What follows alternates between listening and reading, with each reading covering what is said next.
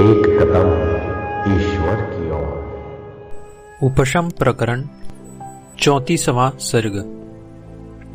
श्रीहरि के वर से सुविचार को प्राप्त कर तथा अनात्म वर्ग का त्याग कर प्रहलाद का अपने अद्वितीय सच्चिदात्म स्वरूप का दर्शन।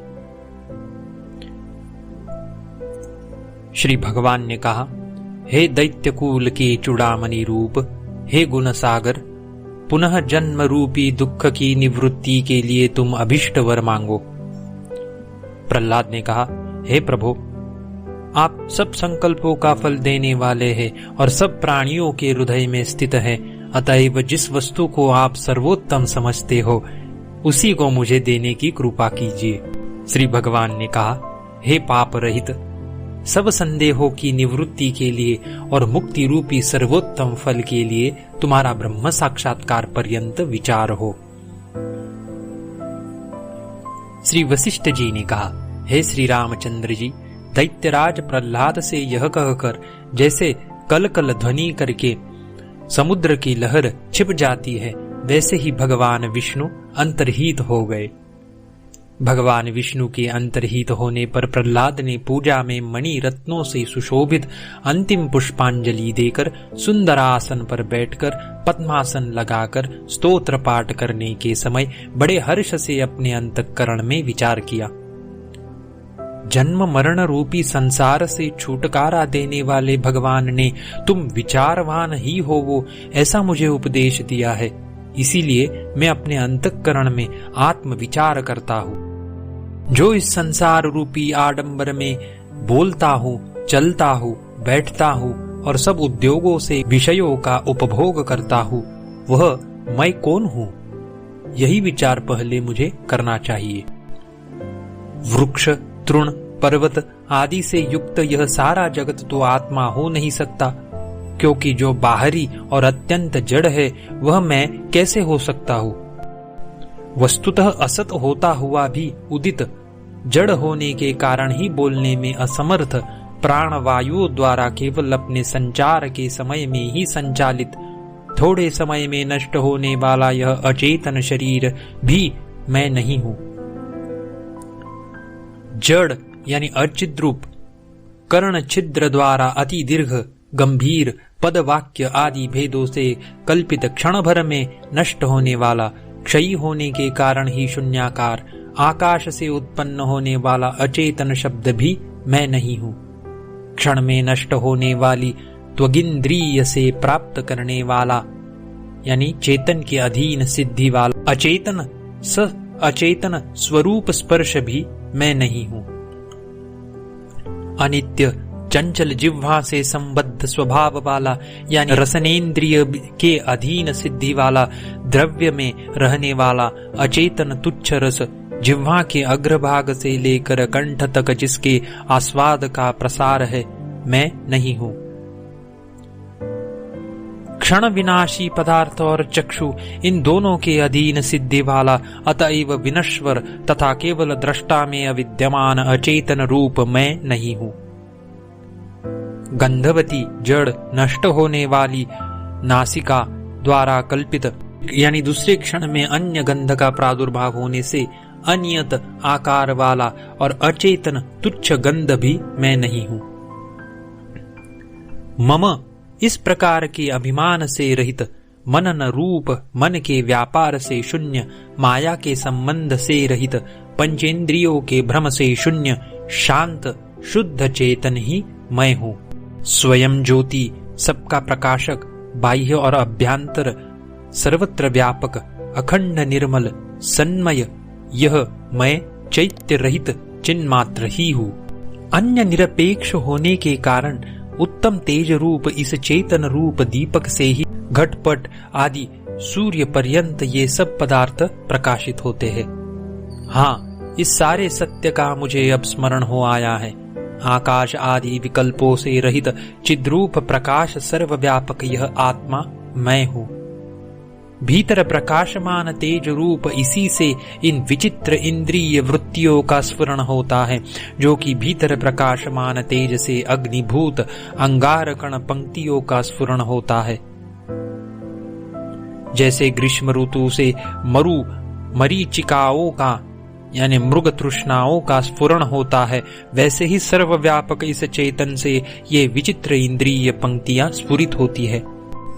जैसे वस्त्रों का अपना शुक्लादि गुणत्व दीपक से प्रतिपादित होता है, वैसे ही पदार्थों की यह अपनी सत्ता इसी से प्रतिपादित होती है।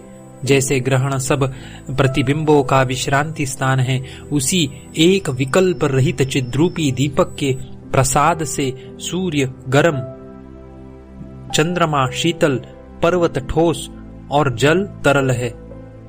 भाव यह है कि विभिन्न पदार्थों के विचित्र स्वभावों की सिद्धि उसी के अधीन है। आकाश से वायु, वायु से अग्नि, अग्नि से जल इत्यादि क्रम से श्रुति और प्रत्यक्ष द्वारा अनुभूत सब पदार्थों की जगत में उत्पत्ति आदि की व्यवस्था में सद्रूप से सब कार्यों में व्यक्त यही आदि कारण है, इसका कोई कारण नहीं है। पूर्वोक्त नैरंतर्य क्रम से अनुभूत सब पदार्थों का जैसे ग्रीष्म ऋतु के सूर्य के संताप से भूमि आदि की अत्यंत संतप्तता उत्पन्न होती है, वैसे ही इसी से प्रसिद्ध आकाश आदि पदार्थत्व होता है। जैसे बर्फ से शीतलता उत्पन्न होती है, वैसे ही वस्तुतः निराकार यानी कारणत्व आदि आकार से शून्य और विद्या से कारणभूत सब कारणों के कारण इससे यह दृश्य उत्पन्न हुआ है। जगत में उत्पत्ति आदि की व्यवस्था में कारणभूत ब्रह्मा, विष्णु, इंद्र और रुद्र का यही आदि कारण है, इसका कोई कारण नहीं है। चित, चैत्य, दृष्टा, दृश्य आदि नामों से वर्जित स्वरूप वाले स्वयं नित्य स्वप्रकाश इस मुझ प्रत्यक्ष चैतन्य को बार बार नमस्कार है। निर्विकल्प चैतन्य स्वरूप सब प्राणियों के अधिष्ठाता, इसमें गुणों की नाई अभिन्न सत्ता वाले सब भूत स्थित रहते हैं और प्रवेश भी करते हैं। भाव यह कि यतो व इमानि भूतानि जायन्ते इत्यादि श्रुति में कहे गए ब्रह्म लक्षण का इसमें समन्वय है। कारण में सूक्ष्म रूप से स्थित इस समय वर्तमान भी जिसका इस चेतन अंतरात्मा ने यह उत्तर क्षण में उत्पन्न हो ऐसा संकल्प किया, वही सर्वत्र उत्तर क्षण में उत्पन्न होता है, अन्य नहीं। जिस वस्तु को चेतन ने अपनी सत्ता और स्फूर्ति से प्रदान द्वारा उज्जीवित किया, वही अपने घट है इत्यादि व्यवहार पद को प्राप्त होता है, और जिसको चेतन ने अपनी सत्ता और स्फूर्ति के प्रदान द्वारा उज्जीवित नहीं किया, वह असत्व रूप नाश को प्राप्त हुआ है। ये घटपटाकार जगत के सैकड़ों पदार्थ विशाल दर्पण रूप इस चिदाकाश में प्रतिबिंबित है।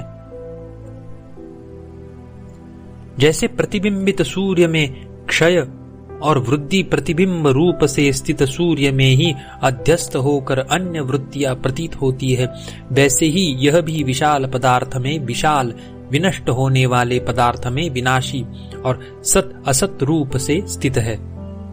सब अज्ञानी प्राणियों के दर्शन के अयोग्य, जिनका चित्त विलीन हो चुका, ऐसे महात्माओं को प्राप्त होने योग्य यह अति निर्मल परमाकाश सत्पुरुषों द्वारा देखा जाता है। आचार रूपी भौरों से वेष्टित यह विविध दृश्य रूपी सुंदर मंजरी इसी कारण रूप वृक्ष से उत्पन्न होती है। जैसे विविध प्रकार के वृक्ष, झाड़ी और लताओं द्वारा वेष्टित वनपंक्ति पर्वत से उत्पन्न होती है, वैसे ही यह चंचल विशाल संसार रचना इसी से उत्पन्न होती है। त्रैलोक्य मध्यवर्ती ब्रह्मा से लेकर तिनके तक सब पदार्थों का प्रकाशक यह स्वयं ज्योति चिदात्मा सबसे भिन्न है। जन्म और विनाश रहित सर्वव्यापक यह एक मैं सब चराचर भूतों के अंदर स्वानुभव रूप स्थित हूँ। इस मेरे स्थावर और जंगम बहुत शरीर है, जिनकी संख्या गणना काल की सीमा और देश की सीमा नहीं हो सकती। अनुभूति स्वरूप यह एक अपना अनुभूति वश स्वयं सर्वद्रष्टा, सर्वदृश्य और सर्वदर्शन एवं हजारों लोचन और हाथ वाला है। यह प्रत्यक्ष ईश्वर भूत मैं सुंदर सूर्य रूप होकर आकाश में विचरण करता हूँ एवं वायु रूप होकर अन्य वायु देह से भी आकाश में विचरण करता। मेरा शंख चक्र और गदा धारण करने वाला यह श्यामल शरीर, जो सब सौभाग्यों की चरम सीमा है, इस संसार में व्यवहार करता है। इस जगत में सदा पद्मासन आसीन होकर निर्विकल्प समाधि में स्थित परम सुख को प्राप्त मैं ब्रह्मा रूप से उत्पन्न हुआ हूँ। मैं 3 नेत्र वाली आकृति से श्री पार्वती जी के मुख कमल का भ्रमर बनकर जैसे कछुआ अपने अंगों को समेट लेता है, वैसे ही इस जगत का प्रलय काल में संहार करता हूँ। जैसे तपस्वी गुरु परंपरा प्राप्त अपने मठ की रक्षा करता है, वैसे ही इंद्र रूप से मैं मनवंतर क्रम से प्राप्त हुए इस सारे त्रिलोक का पालन करता हूँ। यह मैं ही स्त्री हूँ, मैं ही पुरुष हूँ, कुमार भी मैं ही हूँ। देहधारी होने से मैं जीर्ण हो गया हूँ और मैं ही सर्वतोमुख विराट पुरुष हूँ। मैं जीवसार रूप से स्थित होकर तृण, लता, झाड़ी आदि के समूह को चिद्रूप भूमि से ऐसे उत्पन्न करता हूँ जैसे जल रूप से स्थित जीर्ण कूप अपने अंदर लता को उत्पन्न करता है। सुंदर बालक रूप मैंने इस सुंदर जगत रूपी आडंबर का मिट्टी के खिलौने के समान अपनी क्रीड़ा के लिए विस्तार किया है। मुझसे कारण रूप से यह जगत व्याप्त किया जाता है, मुझे ही प्राप्त होकर यह सत्ता को प्राप्त होता है। अपने तत्व दर्शन द्वारा मुझसे परित्यक्त हुआ यह जगत जीवन मुक्त व्यवहार में विद्यमान होता हुआ भी कुछ नहीं है। मुझ विशाल चिद्रूपी दर्पण में जो प्रतिबिंब प्राप्त हुआ है वह मुझसे पृथक नहीं है, क्योंकि इस संसार में मुझसे अतिरिक्त कोई वस्तु है ही नहीं। मैं फूलों में सुगंध हूँ, फूलों की पंखुड़ियों में मैं कांति हूँ, कांतियों में रूप कला हूँ और रूपों में भी मैं अनुभव हूँ। चराचर जगत रूप में कुछ यह दृश्य है, वह सब सर्व संकल्प रहित परम चिदात्म तत्व मैं ही हूँ। रसमयी आदि शक्ति यानी रस तन्मात्रा जिससे सागर, नदी, तालाब, कूप आदि जलाशय विस्तृत है, वही जलभूत शक्ति जैसे वृक्षों में शाखा, पल्लव आदि की उत्पत्ति में हेतु रूप से और दीवारों में इनके जो जौ के अंकुर आदि की उत्पत्ति में हेतु रूप से फैली है, वैसे ही मैं सब वस्तुओं में तत्त कार्यों की उत्पत्ति में हेतु रूप से फैला हूँ। मैं अपनी इच्छा से सब पदार्थों की उस परम अंतर्यामिता को प्राप्त करके ज्ञान वैचित्र्य का विस्तार करता हूँ। जैसे दूध के अंदर घी रहता है और जल के अंदर रस शक्ति रहती है, वैसे ही चित्त शक्ति रूप में सब पदार्थों में स्थित हूँ। जैसे तृण, काष्ठ, लोष्ट आदि वस्तुएं पृथ्वी पर स्थित है, वैसे ही अतीत, वर्तमान और भविष्य यह जड़ जगत चिद्रूप मुझ में व्यवस्थित है। सब दिशाओं के मध्य को जिसने पूर्ण कर रखा है, संकोच भ्रम का जिसने त्याग कर दिया है, सब में स्थित सबका रचयिता और व्यष्टि भेद से शोभित होने वाला एवं समष्टि रूप से शोभित होने वाला मैं हूँ। यह विस्तृत अपूर्व जगत राज्य जिसमें इंद्र का बंधन नहीं किया गया और अस्त्र शस्त्रों के द्वारा देवताओं का संहार नहीं किया गया, बिना प्रार्थना के मुझे प्राप्त हुआ है। इंद्र राज्य की प्राप्ति के लिए बड़े कष्ट उठाने पड़ते हैं, शस्त्रास्त्रों द्वारा देवताओं का संहार करना पड़ता है तथा इंद्र को बांधना पड़ता है। वह अपूर्व भी नहीं है, अनेकों द्वारा उपभोक्त है। यह उससे विलक्षण होने से श्रेष्ठ है, यह भाव है। अहो, मैं तो विस्तृत आत्मा वाला हूँ, अतएव मैं अपने आप अपने आत्मा में कोठिले में धानों की भांति ऐसे नहीं समा रहा हूँ जैसे प्रलय काल की घोर आंधी से उछलता हुआ प्रलय सागर पहले के सागर के घेरे में नहीं समाता है। जैसे कुंठित गति वाला साप क्षीर सागर में चलता हुआ उसका अंत नहीं पाता, वैसे ही अपने ही अंदर निरतिशय आनंद रूप से स्वाद में आ रहे स्वस्थ आत्मा में मैं अंत नहीं पाता हूँ। यह जगत जगन नामक ब्रह्मांड जिसका भीतर का भाग संकुचित है, बड़ा छोटा है, इसीलिए जैसे बेल के फल के अंदर हाथी नहीं समा सकता, वैसे ही मेरा विशाल शरीर इसमें नहीं समा सकता है। उत्तर उत्तर 10 गुने विशाल पृथ्वी जल आदि आवरणों से आवृत्त ब्रह्मांड रूप ब्रह्मा के घर से आगे सांख्य, वैष्णव आदि के शास्त्रों में प्रसिद्ध 24 तत्वों के और शैव, पाशुपत आदि के अभिमत 36 तत्वों के अंत में भी घूम रहा मेरा स्वरूप आज भी घूमता ही है, वापस नहीं होता है। यह देह आदि मैं हूँ, इस प्रकार की निराधार यह कल्पना इतने दिनों तक मेरे हृदय में कहाँ से हुई? जिसकी आकृति का आर पार नहीं है, ऐसी मेरी स्वल्पता कैसे हुई? ये आप है, यह मैं हूँ, यह मिथ्या भ्रांति ही है। कौन शरीर है? शरीर ही जब प्रसिद्ध नहीं है तो अशरीर भी कौन है? कारण कि वंध्या के पुत्र की नाई वंध्या पुत्र को मारने वाली अप्रसिद्ध ही है। इसी प्रकार कौन मरा? प्राण ही जब प्रसिद्ध नहीं है, कौन उससे वियुक्त हुआ और कौन जीता है, यानी प्राण धारण करता है। मेरे पिता पितामह आदि बेचारे मंदमती थे, जो इस साम्राज्य का त्याग कर भवभूमि में अनुरक्त हुए। कहा ब्रह्मा से बड़ी हुई पूर्ण यह महादृष्टि, और कहा सापों की नाई भयंकर आशाओं से भीषण राज्य विभूतियां। यह शुद्ध चिन्मय दृष्टि, जिसमें अनंत आनंद का भोग प्राप्त होता है और जो परम शांति देने वाली है, सब दृष्टियों से बढ़कर है। सब पदार्थों के अंदर विद्यमान चित्त रहित चिदात्मा रूप प्रत्यक चेतन स्वरूप मुझको बार बार नमस्कार है। चूंकि चिरभुक्त अन्न के समान जिसने संसार सरणी को जीर्ण कर दिया है, ऐसा मैं आज हो गया हूँ। अतएव चारों ओर से चित्त के जय के फल रूप सर्व अनर्थ निवृत्ति को प्राप्त हो गया हूँ, और प्राप्त सब सुखों को प्राप्त हुए मेरा जीवन सफल हो गया है। अतएव मैं सर्वोत्कृष्ट रूप से विराजमान हूँ। नित्य बोध रूप इस उत्तम साम्राज्य का त्याग कर अरमणीय राज्य के विविध दुखों में मुझे आनंद नहीं मिलता।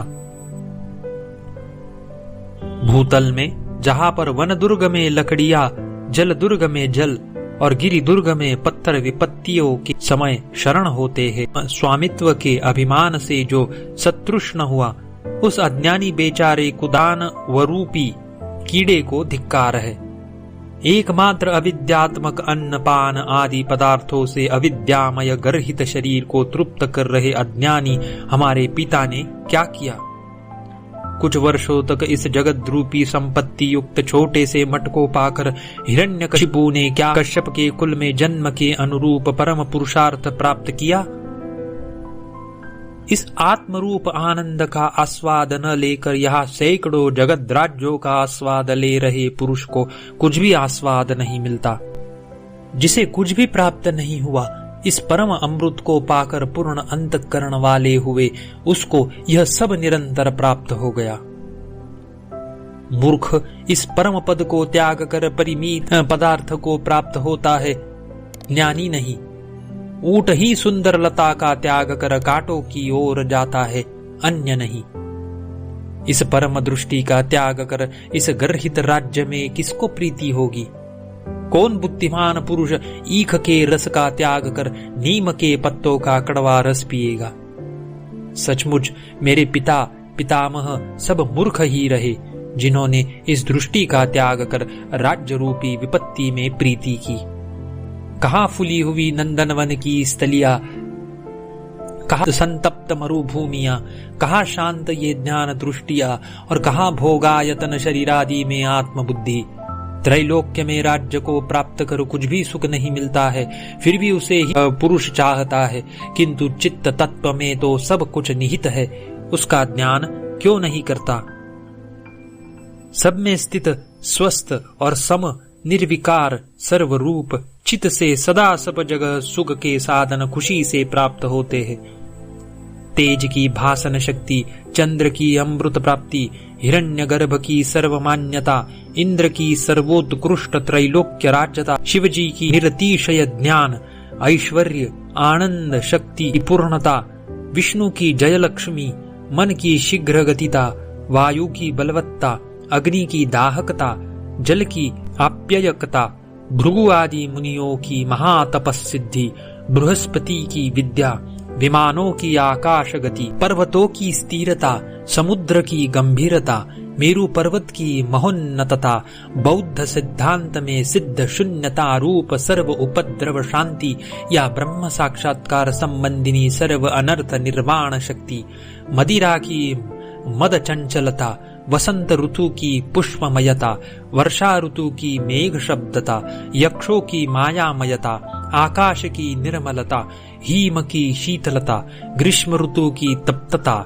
ये और इनसे अतिरिक्त अनान्य बहुत सी देश, काल और क्रिया रूप नाना आकार विकारों से उत्पन्न भूत, भविष्यत और वर्तमान तीनों लोगों के अंदर स्थित विचित्र शक्तियों का स्वस्थ सम निर्विकार परम चैतन्य द्वारा जो तत्त शक्ति के कार्य के अनुसंधान से युक्त है निर्माण किया जाता है।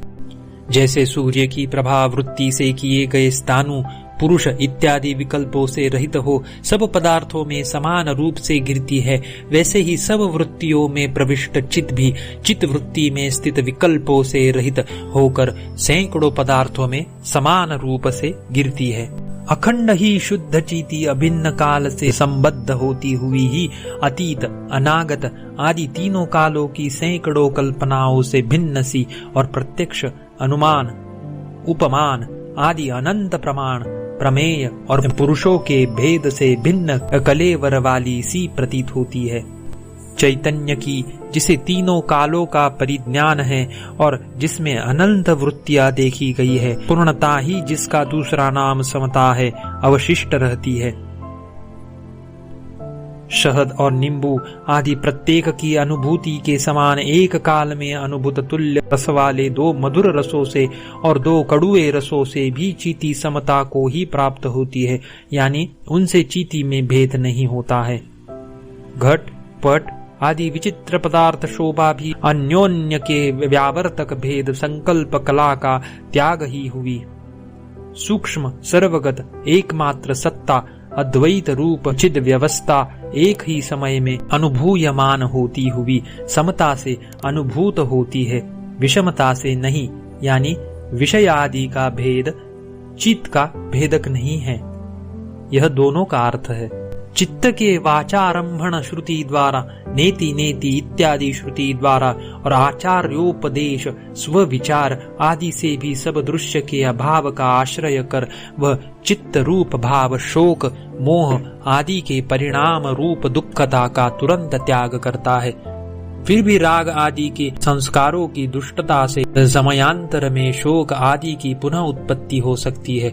अतएव सर्वदृश्य प्रतिषेध रूप अभाव से परमार्थ सद अद्वैतानंद स्वभाव आत्मा का दर्शन कर वह चित्त रूप भाव राग आदि दुष्टता का भी त्याग कर देता है, क्योंकि रसोप्यस्य परम दृष्ट्वा निवर्तते, ऐसा भगवान का वचन है। इसीलिए बीज यानी राज आदि के अभाव से भेद संकल्प कला का त्याग सिद्ध हो जाता है। यह अर्थ है। वर्तमान चैत्य की यानी दृश्य की उपेक्षा करने वाले अतीत चैत्य के वासना रूपी बंधनों से शून्य और चैत्य के आधारभूत तीनों कालों का दर्शन न कर रहे चैतन्य के भावी चैत्य योग की भी भावना नहीं की जा सकती। अतएव समता ही अवशिष्ट रहती है। उक्त चितिवाणी व्यवहार के अगोचर होने से शाश्वत असत्ता को प्राप्त सी होती है। नैरात्म्य सिद्धांत दशा को यानी शून्यवादी की सिद्धांतावस्था को यानी शून्य रूपता को प्राप्त हुई सी स्थित होती है। चूंकि स्थित है इसीलिए वस्तुतः नैरात्म्य सिद्धांत दशा को प्राप्त नहीं हुई है, कारण कि सत असत नहीं हो सकता। जो चित स्थित है वह शास्त्रीय व्यवहार में प्रत्यक्ष होने के कारण आत्मा है तथा ब्रूह होने से ब्रह्म है। परमार्थ दृष्टि से तो उसमें वाणियों की प्रवृत्ति का अभाव होने से कुछ भी नहीं है। यदि प्रवृत्ति निमित्त की कल्पना से शब्द प्रवृत्ति कही जाए तो संकोच हेतु का अभाव होने से सब प्रवृत्ति निमित्तों की कल्पना होने से वह सब है, क्योंकि यतो वाचो निवर्तन्ते अप्राप्य मनसा सह और स्मात् तत्सर्वं भवत्। इस श्रुति में दोनों प्रकारों का निरूपण है। सब दृश्यों का परम उपशम होने पर उनकी अवधि होने से लय को प्राप्त न हुई वह चिति परम समता मोक्ष नाम से कही जाती है। संकल्प से कल्पित तो यह चिति पटल रूप आवरण से युक्त दृष्टि के समान मंदाभास होने के कारण इस जगत को परमार्थ रूप से नहीं देखती है। जो चिति इष्ट अनिष्ट संकल्प रूप बलों से भीतर ओतप्रोत है, वह जैसे जाल में बंधी हुई चिड़िया आकाश मार्ग से उड़ने में समर्थ नहीं होती, वैसे ही सारे आकाश को व्याप्त करने में समर्थ नहीं होती है। जो कोई भी ये नेत्र विहीन पक्षियों की तरह मोह रूपी जाल में पड़े हैं, वे सब संकल्प कल्पना से ही पड़े हैं। विविध संकल्पों से परिवेष्टित अतएव विषय रूपी गड्ढों में गिरने वाले मेरे पिता पितामह आदि पूर्वजों ने यह दुख शून्य अपरिच्छिन्न आत्म पदवी नहीं देखी। अपरिच्छिन्न आत्म पदवी के अदर्शन से गड्ढों में मच्छरों के तुल्य पृथ्वी पर सुशोभित हुए वे बेचारे मेरे पिता पितामह आदि कुछ ही दिनों में नष्ट हो गए। दुर्बुद्धि अतएव भोग रूपी दुख की चाह वाले वे लोग यदि आत्म तत्व को जान गए होते तो भाव और अभाव रूपी अंधे कुएं में न गिरते। सब जीव इच्छा द्वेष से उत्पन्न द्वंद्व मोह से यानी सुख दुख शीत उष्ण आदि की उपार्जन और प्रतिकार से अभिनिवेश से छिद्र में छिपे कीड़ों के तुल्य हो गए हैं। जिसकी इष्ट और अनिष्ट कल्पना रूपी मृगतृष्णा सत्य ज्ञान रूपी मेघ से यानी द्वंद्व ताप की शांति द्वारा शांत हो चुकी है, उसका जीवन सार्थक है। केवल चांदनी की मंदोष्ण एवं कलंक युक्त यानी काली छवि की तरह निरंतर निर्मल आकार वाली इस शुद्ध चित्त की कल्पनाएं कहाँ से हो सकती है। अब अखंड वाक्यार्थ का साक्षात्कार कर अखंड वाक्यार्थ रूप से स्थिति प्राप्त हुए अत्यंत दुर्लभ आत्मा को प्रेम से नमस्कार करते हैं। हे लोगों के ज्ञान प्रकाश में हेतुभूत मणि रूप, हे देव आप चिरकाल में प्राप्त हुए हो अविच्छिन्न चिदात्म रूप मुझ आत्मा को नमस्कार है। हे भगवान, चिरकाल तक मैंने आपका विचार किया है, आपको प्राप्त किया है, अपने पारमार्थिक रूप से अभिव्यक्त किया है और विकल्पों से आपका उद्धार किया है। आप जो हैं वह है, आपको नमस्कार है। मुझ रूप आप अनंत को, मुझ रूप आप शिव देवाधिदेव परमात्मा को नमस्कार है। मेघ रूपी आवरण से शून्य परिपूर्ण चंद्र बिंब के तुल्य कलना रूपी आवरण से रहित अपने ही रूप को जो आनंदैक रस स्वात्मा में स्वयं यानी अन्य किसी आधार के बिना अपने पारमार्थिक रूप से स्थित स्वप्रकाश स्वाधीन आनंद वाला है, अभिन्न रूप में प्रणाम करता हूँ। 34वां सर्ग समाप्त।